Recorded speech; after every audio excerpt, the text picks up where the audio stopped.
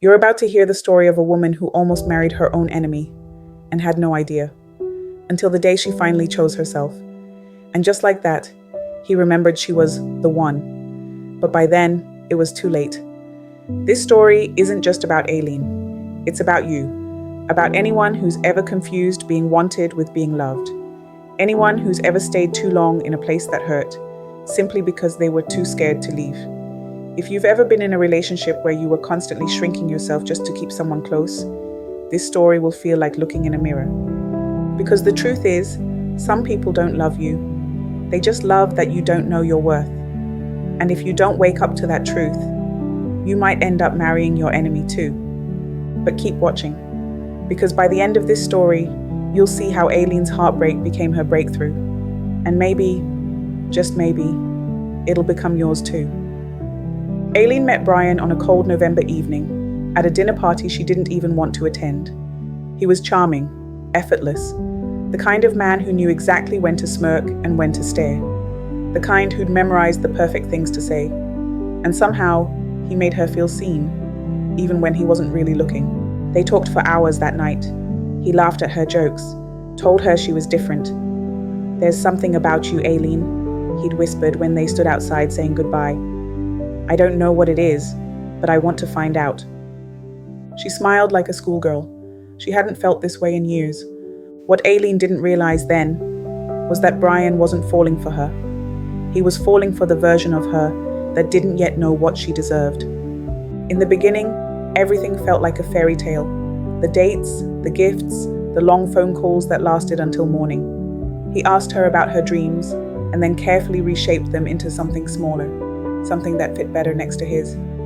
She didn't notice it at first, how his compliments were really control wrapped in affection, how his suggestions were really subtle commands. He'd say, "I just think you look more professional with your hair tied up," or, "That friend of yours, she's kind of negative, don't you think?" And slowly, piece by piece, she started letting go of parts of herself just to keep his approval. She thought she was building a life with him, but what she was really doing was disappearing. And every time she started to notice that something didn't feel right, he'd pull her back in, with apologies that sounded poetic, with sudden bursts of attention that made her forget the weeks he'd been cold. He kept her just close enough to hope, but never close enough to feel safe.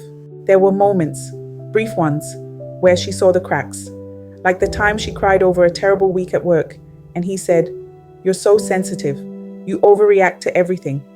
Or the night she told him she wanted to start her own business, and he replied, "Let's be realistic, that's not really your thing."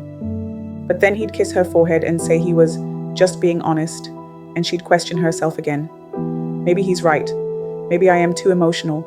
Maybe I am dreaming too big. That's how he kept her, by making her doubt her own voice, by feeding her just enough affection to keep her chasing. The proposal came 2 years later. Aileen stood in a silk dress under fairy lights, blinking back tears as he slipped the ring onto her finger. Everyone clapped. Her mother cried, and all she could think was, maybe this is what love is supposed to feel like. But deep down, something was off. A quiet, uneasy whisper that wouldn't go away. She ignored it, until the night she found the journal. It was her old one, from before she met Brian, buried deep in a drawer she hadn't opened in years. As she flipped through the pages, she didn't recognize the girl in the entries.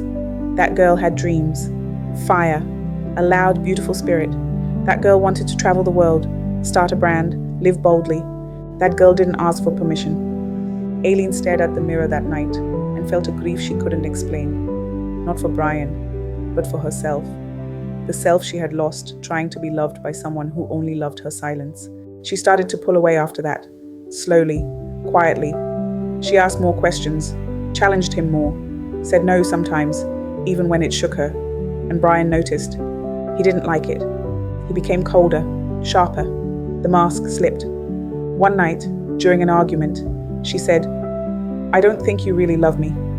I think you love the version of me that doesn't know any better." His response, "Don't start acting brand new now, Aileen. You're not all that." That was the moment it hit her.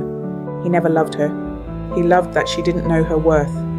She took off the ring the next morning, And when he came begging days later, with tears and promises and a list of all the things he'd finally realized, she just stared at him. Because the truth is, the moment she chose herself, he suddenly remembered she was the one. But now she remembered who she was, and she wasn't going back.